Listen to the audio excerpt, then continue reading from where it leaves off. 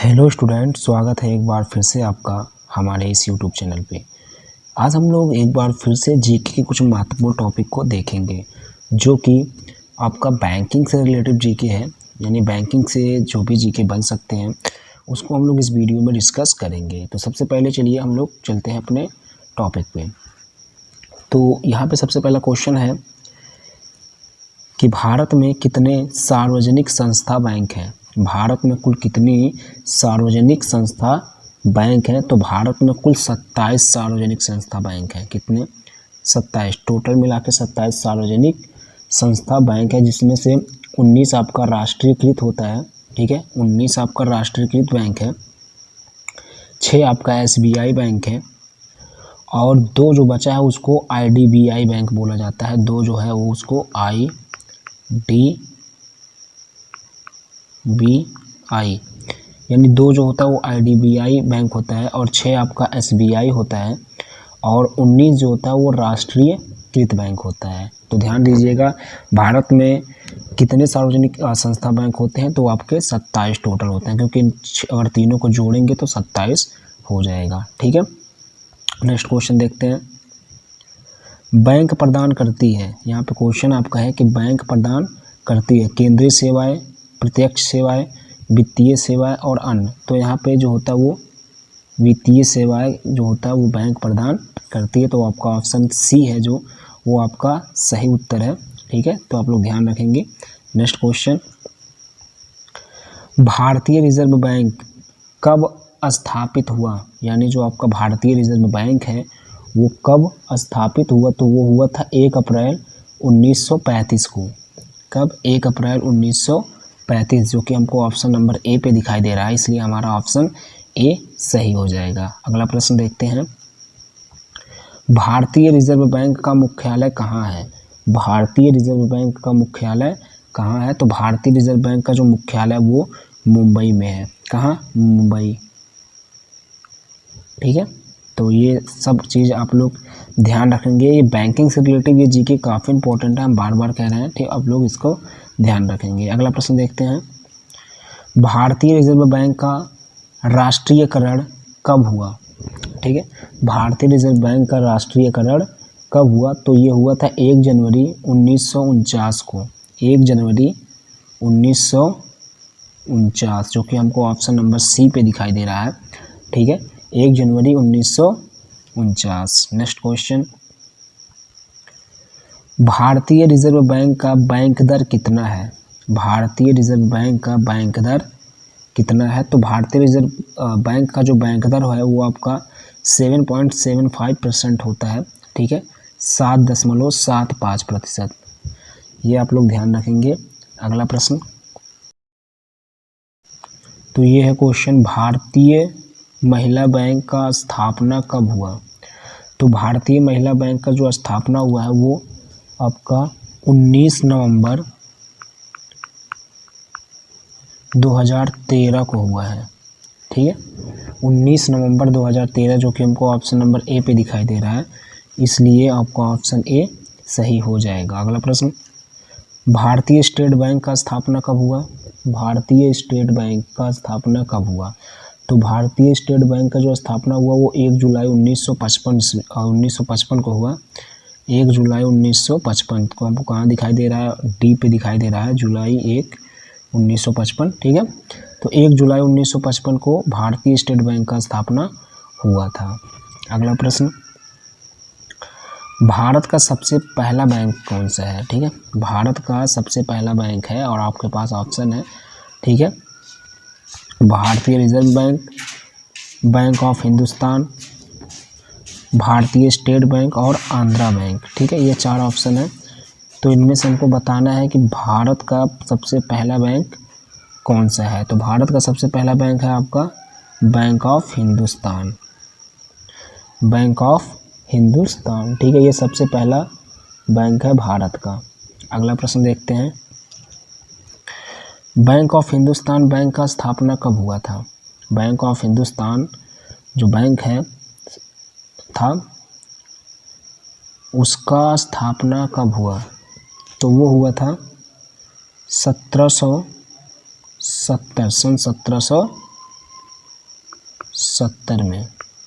ठीक है, अगला प्रश्न, भारत में केंद्रीय बैंक व्यवसाय कार्य किस बैंक द्वारा प्रस्तुत किया जाता है? ठीक है, भारत में केंद्रीय बैंक व्यवसाय कार्य किस बैंक द्वारा प्रस्तुत किया जाता है? ठीक है, तो वो होता है भारतीय रिजर्व बैंक। भारतीय रिजर्व बैंक, आपको ऑप्शन नंबर ए जो दिखाई दे रहा है, भारतीय रिजर्व बैंक। ठीक है, अगला प्रश्न, विश्व बैंक का मुख्यालय कहाँ है? ठीक है, विश्व बैंक का मुख्यालय कहाँ है? ठीक है, तो ये आपका वाशिंगटन डीसी में है, वाशिंगटन डीसी। ठीक है, अगला प्रश्न, वर्ल्ड डेवलपमेंट रिपोर्ट निम्नलिखित में से किस संस्था का प्रकाशन है? वर्ल्ड डेवलपमेंट रिपोर्ट निम्नलिखित में से किस संस्था का प्रकाशन है? ठीक है, तो वो आपका है विश्व बैंक का। किसका? विश्व बैंक का प्रकाशन है। अगला प्रश्न, भारतीय रिजर्व बैंक निम्नलिखित में से किस दर का निर्धारण नहीं करता है?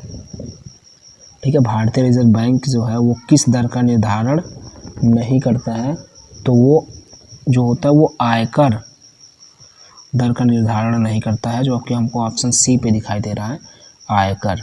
ठीक है, अगला प्रश्न, ग्रामीण क्षेत्र में बहुसंख्यक लोग ऋण की आवश्यकता को पूरा करने के लिए निम्नलिखित में से किसके पास जाते हैं? ग्रामीण क्षेत्र के जो बहुसंख्यक लोग हैं वो ऋण को पूरा करने के लिए या ऋण लेने के लिए, जब उनको ऋण लेना होता है तो किसके पास जाते हैं? ठीक है, तो वो साहूकार के पास जाते हैं। ऑप्शन नंबर ए, साहूकार। ठीक है, अगला प्रश्न देखते हैं। अगला प्रश्न है, भारत में विभिन्न श्रेणी के वाणिज्यिक बैंक हैं। भारत में विभिन्न श्रेणी के वाणिज्यिक बैंक हैं, इनमें से कौन सा वाणिज्यिक बैंकों की श्रेणी में नहीं आता है? ठीक है, ये आपका क्वेश्चन है। तो ये आपका जो होता है यहाँ पे दिख रहा है आपको वस्तु बैंक। ये जो बैंक है, ये आपका वाणिज्यिक बैंक के अंडर नहीं आता है। ठीक है, उसके अंतर्गत नहीं आता है। ठीक है, तो यहाँ पे आपका ऑप्शन नंबर डी जो है वो सही हो जाए। निम्नलिखित प्रकार के बैंक में से किस प्रकार के बैंकों की विदेशी मुद्रा खाते के संचालन की अनुमति प्राप्त है? निम्नलिखित प्रकार के बैंक में से, ठीक है, किस प्रकार के बैंकों को विदेशी मुद्रा खाते के संचालन की अनुमति प्राप्त है? ये आपके पास कुछ बैंकों के नाम दिए गए हैं, जैसे विदेशी बैंक, ठीक है, क्षेत्रीय ग्रामीण बैंक और राष्ट्रीयकृत बैंक। ये आपके पास हैं 3 ऑप्शन, एक ऑप्शन है इनमें से कोई नहीं। ये 4 आपके पास ऑप्शन है, तो हम आपको बताते चलें ये आपका राष्ट्रीयकृत बैंक के पास ऐसी अनुमति प्राप्त है, राष्ट्रीयकृत बैंक। ठीक है, अगला प्रश्न। अगला प्रश्न है, निम्नलिखित में से कौन सी एक साधारण बैंक ग्राहक की सामान्य बैंकिंग गतिविधि नहीं मानी जा सकती? ठीक है, निम्नलिखित में से कौन सी एक साधारण बैंक ग्राहक की सामान्य बैंकिंग गतिविधि नहीं मानी जा सकती? ठीक है, तो वो आपका है PLR घटाना या बढ़ाना। ठीक है, ये आपका है, या ऋण नीति का घोषणा और ऋण जो नीति का घोषणा, ये आपका ऑप्शन सही हो जाएगा। PLR घटाना या बढ़ाना मतलब उसमें कुछ चेंज होना चाहिए, और ऋण नीति की घोषणा। ठीक है, अगला प्रश्न, भारत निम्नलिखित में से किस राष्ट्र समूह का सदस्य है? भारत जो है वो किस राष्ट्र समूह का सदस्य है? ये आपके पास ऑप्शन है कुछ। तो जो भारत है ना, वो ब्रिक्स का जो सदस्य है, ब्रिक्स, ठीक है, यानी BRICS, इसका सदस्य। अब ये होता है क्या, जैसे बी से होता है ब्राज़ील, ठीक है। आर से होता है रसिया, आई से इंडिया तो खुद ही रहेगा, सी से आपका चाइना और एस से आपका साउथ अफ्रीका। यानी ये पांच देश है जिसमें एक इंडिया ही है। ठीक है, तो इसका राष्ट्रीय सदस्य है, मतलब इस राष्ट्र समूह का सदस्य है। तो यहाँ पे आपको ऑप्शन नंबर सी दिखाई दे रहा है। अगला प्रश्न, भारत द्वारा विकसित मिसाइल का नाम निम्नलिखित में से क्या है? भारत द्वारा विकसित मिसाइल का नाम निम्नलिखित में से क्या है? ठीक है, तो वो आपका है त्रिशूल। ठीक है, क्या है? त्रिशूल। अगला प्रश्न देखते हैं। यहाँ पे आपका ऑप्शन सी सही है। बैंकिंग जगत में प्रयुक्त केवाईसी का पूर्ण रूप क्या है? ठीक है, केवाईसी आप लोग जरूर सुने होंगे, उसका पूर्ण रूप क्या है? तो होता है नो योर कस्टमर। ठीक है, ये आपका ऑप्शन नंबर डी जो दिखाई दे रहा है, नो योर कस्टमर। अगला प्रश्न देखते हैं। तो ये क्वेश्चन है, बैंकिंग एवं वित्त के क्षेत्र में निम्नलिखित में से किस शब्द का प्रयोग किया जाता है? तो वो आपका है एक्रूड। ठीक है, इंटरेस्ट। ठीक है, एक्रूड इंटरेस्ट। अगला प्रश्न, निम्नलिखित में से भारत की निजी क्षेत्र के एक बैंक का नाम कौन सा है? ठीक है, तो ये आपका जो क्वेश्चन है, निम्नलिखित में से भारत के निजी क्षेत्र के एक बैंक का नाम कौन सा है? तो वो आपका है साउथ इंडियन बैंक। क्या है? South Indian bank. तो ये लोग आप लोग ध्यान रखेंगे, ऑप्शन बी सही है, साउथ इंडियन बैंक। अगला प्रश्न देखते हैं। वित्तीय सेवाओं तक पहुंच की कमी को तकनीकी रूप से क्या कहते हैं? ठीक है, वित्तीय सेवाओं तक पहुंच की कमी को तकनीकी रूप से क्या कहते हैं? ठीक है, तो उसको कहते हैं वित्तीय वंचन। वित्तीय वंचन। ठीक है, आप लोग ध्यान रखेंगे, वंचन होता है वो। वित्तीय सेवाओं तक पहुंच की कमी को तकनीकी रूप से क्या कहते हैं? उसको वंचन कहते हैं। वित्तीय तो रहेगा ही रहेगा, इसलिए वित्तीय वंचन।